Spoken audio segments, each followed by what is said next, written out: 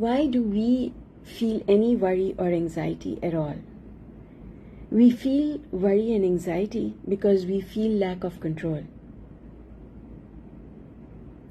And when you understand, no one else controls you, you control yourself.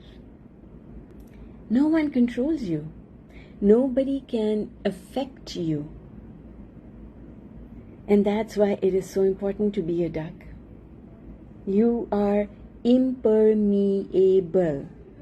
Nobody should be able to get under those feathers.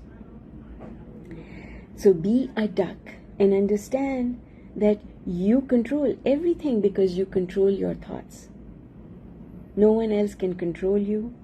No one else can force you to make decisions the way you do because you are always in control of your thoughts. But we lose control of our thoughts, you see, because we never make the decision to control them. Controlling your thoughts is also a decision. Your mind is like any other organ in your body. Sorry, your brain is like any other organ in your body. It will keep functioning just like any other organ. But your mind is not inside your body. Your mind is outside your body. And you control it through your emotions. Your emotions will attract the thoughts that you think. And it's chicken and egg. It's circular because thoughts create emotion, emotion creates thought. So this is why we can shift it. By little, we can shift our thoughts and we can shift our emotions.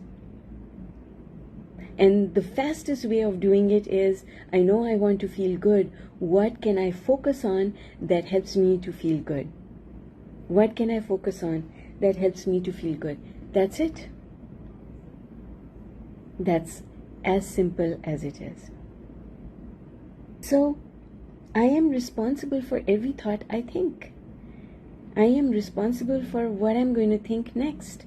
I can make a decision to focus on something else. What is focus? It's like, imagine that you have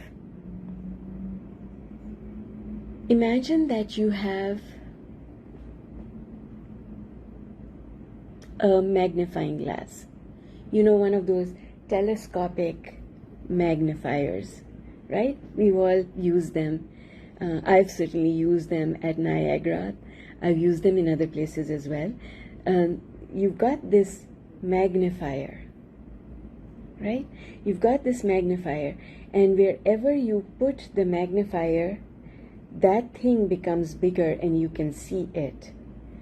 So when you move this magnifier from pointing this way to pointing this way at something else that you want to magnify, you are shifting the focus. If you use a camera, you know how to do that. These days our cell phones are our cameras. So if you want to take a picture of something, you've got to focus on that thing that you want to take a picture of, and then you can magnify it, right? These days we have the capability to magnify the picture. So this is our power of focus. We are able to, in any moment in time, decide where we are going to focus.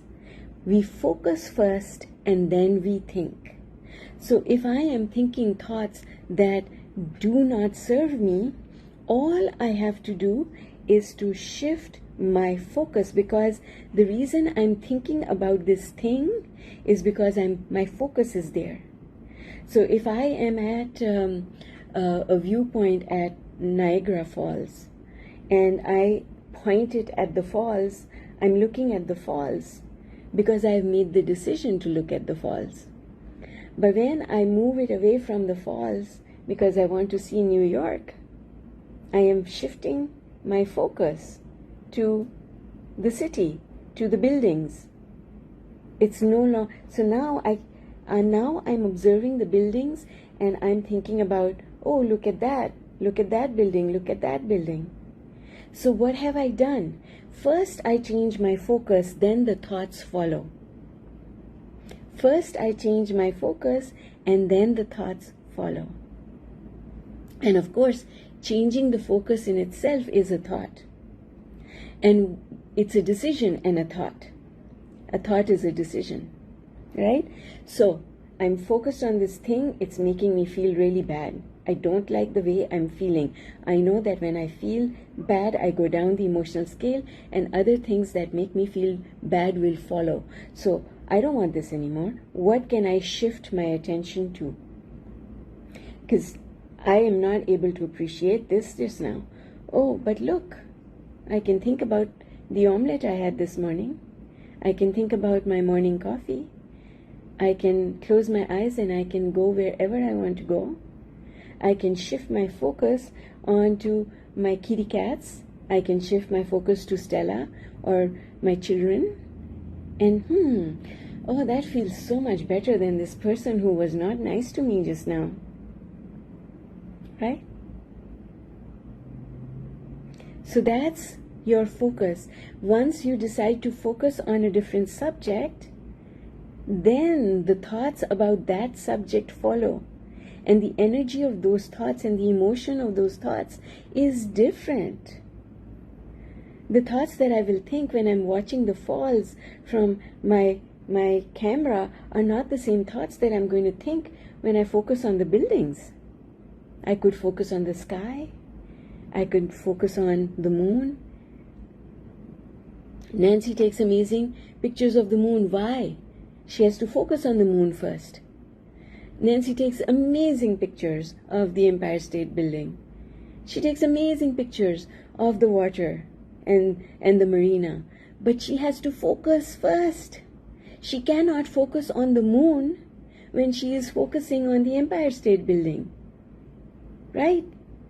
Because your focus can only hold your attention on one subject. And so focus is the first thing. What am I going to think about? And once you focus, now how are you going to think?